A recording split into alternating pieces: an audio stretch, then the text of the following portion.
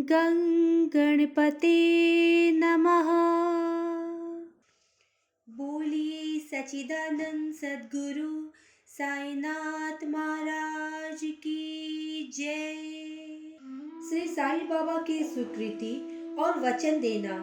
जैसा कि गत अध्याय में वर्णन किया जा चुका है कि बाबा ने सच्चरित्र लिखने की अनुमति देते हुए कहा कि सच्चरित्र लेखन के लिए मेरी पूर्ण अनुमति है। तुम अपना मन स्थिर कर मेरे वचनों में श्रद्धा रखो और निर्भय होकर कर्तव्य पालन करते रहो।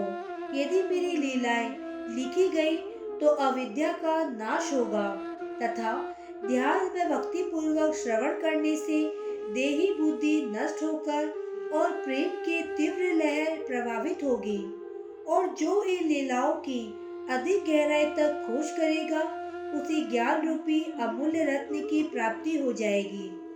इन प्रश्नों को सुनकर हेमाडपंत को अति हर्ष हुआ और वे निर्भय हो गए। उन्हें दृढ़ विश्वास हो गया कि अब कार्य अवश्य ही सफल होगा। बाबा ने श्यामा की ओर दृष्टिपात कर कहा, जो प्रेम पूर्वक मेरा नाम स्मरण करेगा मैं उसकी समस्त इच्छाएं पूर्ण कर दूंगा। उसकी भक्ति में उत्तरोत्तर वृद्धि होगी। जो मेरे चरित्रों और कृतियों का श्रद्धा पूर्वक गायन करेगा उसकी मैं हर प्रकार से सदैव सहायता करूंगा। जो भक्तगण हृदय और प्राणों से मुझे चाहते हैं उन्हें मेरी कथाएं श्रवण कर स्वभावत प्रसन्नता होगी। विश्वास रखो कि जो कोई मेरी लीलाओं का कीर्तन करेगा उसे परमानंद और चिर संतोष की उपलब्धि हो जाएगी। ये मेरा वशिष्ठ है कि जो कोई अनन्य भाव से मेरे शरण आता है, जो श्रद्धा पूर्वक मेरा पूजन निरंतर स्मरण और मेरा ही ध्यान किया करता है, उसको मैं मुक्ति प्रदान कर देता हूँ। जो नित्य प्रति मेरा नाम स्मरण और पूजन कर मेरी कथाओं और लीलाओं का प्रेम पूर्वक नमन करते हैं, ऐसे भक्तों में सांसारिक वासनाएं और अज्ञान रूपी प्रवृत्तियां कैसे ठहर सकती है। मैं उन्हें मृत्यु के मुख से बचा लेता हूँ। मेरी कथाएं श्रवण करने से मुक्ति हो जाएगी। अतः मेरी कथाओं को श्रद्धा पूर्वक सुनो, मनन करो। सुख और संतोष प्राप्ति का सरल मार्ग ही यही है। इससे श्रोताओं के चित्त को शांति प्राप्त होगी। जब ध्यान प्रांगण और विश्वास दृढ़ हो जाएगा तब अखंड चैतन्य घन से अभिन्नता प्राप्त हो जाएगी। केवल साई साई के उच्चारण मात्र से ही उनके समस्त पाप नष्ट हो जाएंगे। भिन्न भिन्न कार्यों की भक्तों को प्रेरणा।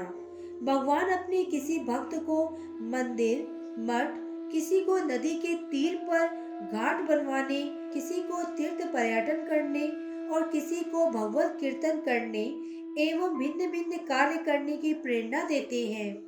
परंतु उन्होंने मुझे साई सच्चरित्र लेखन की प्रेरणा दी। किसी भी विद्या का पूर्ण ज्ञान न होने के कारण मैं इस कार्य के लिए सर्वथा अयोग्य था। अतः मुझे इस दुष्कर कार्य का दुस्साहस क्यों करना चाहिए। श्री साईं महाराज की यथार्थ जीवनी का वर्णन करने के सामर्थ्य किसे है। उनकी कृपा मात्र से ही कार्य संपूर्ण होना संभव है। इसलिए जब मैंने लेखन प्रारंभ किया तो बाबा ने मेरा अहंकार नष्ट कर दिया। उन्होंने स्वयं अपना चरित्र रचा। अतः इस चरित्र का श्रेय उन्हीं को है, मुझे नहीं। जन्मत ब्राह्मण होते हुए भी मैं इस दिव्य चक्षु विहीन था। अतः साई सच्चरित्र लिखने में सर्वदा अयोग्य था। परंतु श्री हरि कृपा से क्या संभव नहीं है। मूक भी वाचार हो जाता है, पंगु भी गिरिवर चढ़ जाता है। अपनी इच्छा अनुसार कार्य पूर्ण करने की युक्ति वह ही जाने। हारमोनियम और बंसी को ये आभास कहाँ कि ध्वनि कैसे प्रसारित हो रही है। इसका ज्ञान तो वादक को ही है। चंद्रकांत मणि की उत्पत्ति और ज्वार भाटे का रहस्य मणि अथवा उदधि नहीं वरन शशिकलाओं के घटने बढ़ने में ही निहित है। बाबा का चरित्र ज्योति स्तंभ स्वरूप। समुद्र में अनेक स्थानों पर ज्योति स्तंभ इसलिए बनाए जाते हैं जिससे नाविक चट्टानों और दुर्घटनाओं से बच जाए और जहाज को कोई हानि ना पहुंचे। इस भावसागर में श्री साईं बाबा का चरित्र ठीक उपयुक्त भांति ही उपयोगी है।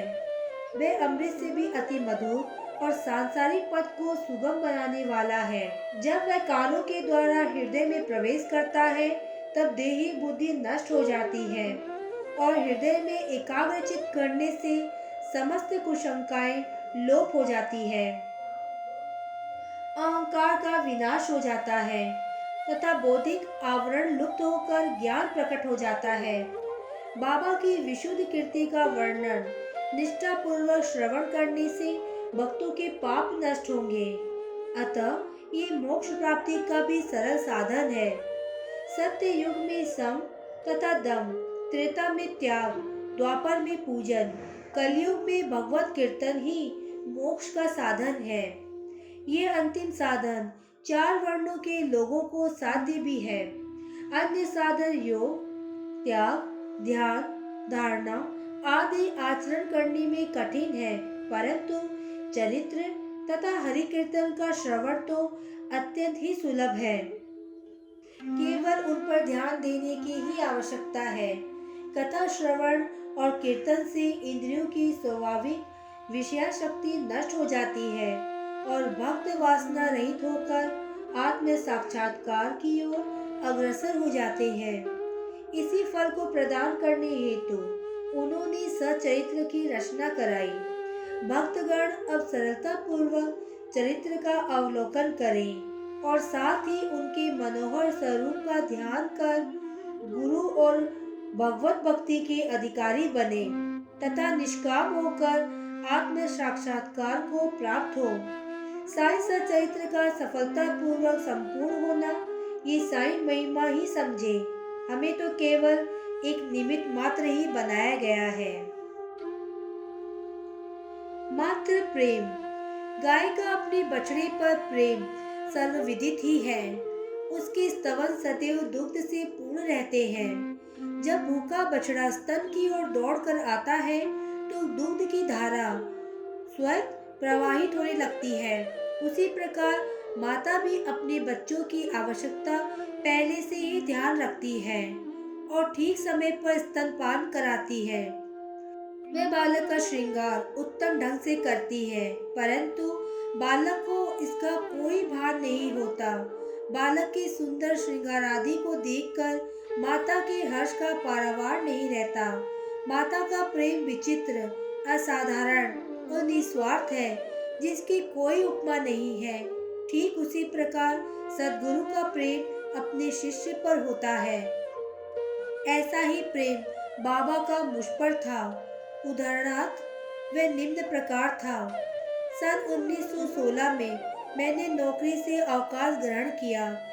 जो पेंशन मुझे मिलती थी वह मेरे कुटुंब के निर्वाह के लिए अपर्याप्त थी। उसी वर्ष के गुरु पूर्णिमा के दिवस में अन्य भक्तों के साथ शिरडी गया।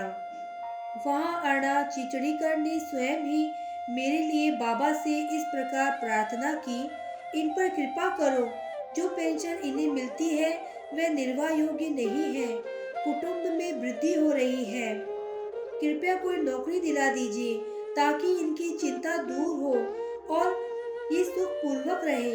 बाबा ने उत्तर दिया कि इन्हें नौकरी मिल जाएगी, परंतु अब इन्हें मेरी सेवा में ही आनंद लेना चाहिए। इनकी इच्छाएं सदैव पूर्ण होगी। इन्हें अपना ध्यान मेरी ओर आकर्षित करें। अधार्मिक तथा दुष्ट जनों की संगति से दूर रहना चाहिए।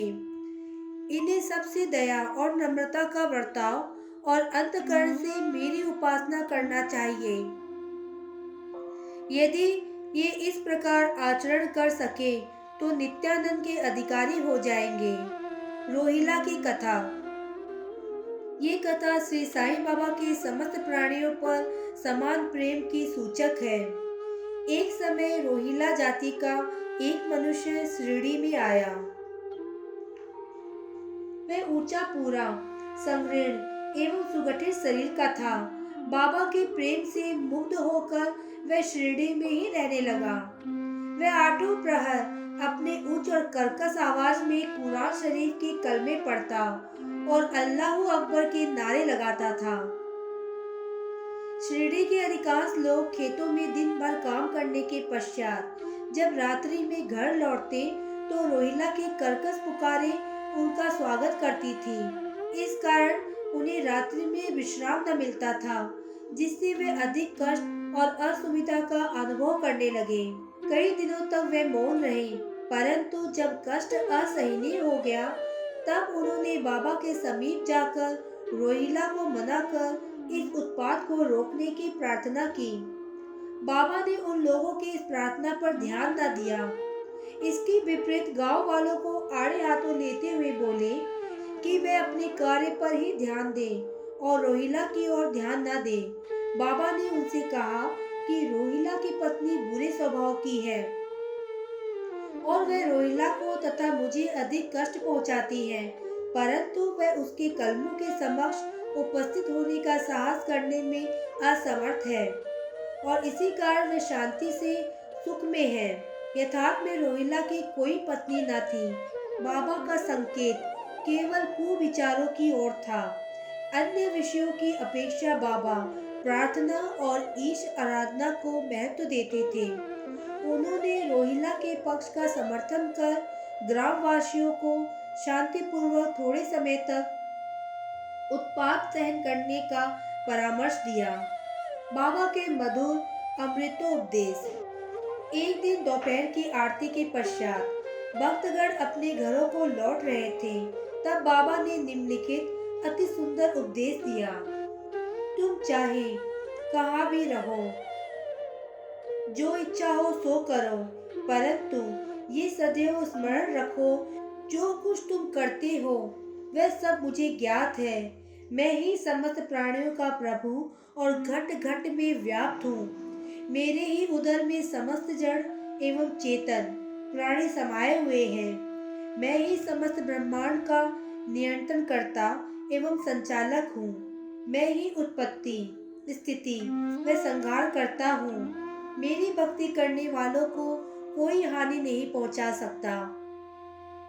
मेरे ध्यान की उपेक्षा करने वाला माया के पाश में फंस जाता है। समस्त जंतु, चींटियों तथा दृश्यमान, परिवर्तनमान और स्थायी विश्व मेरे ही स्वरूप है।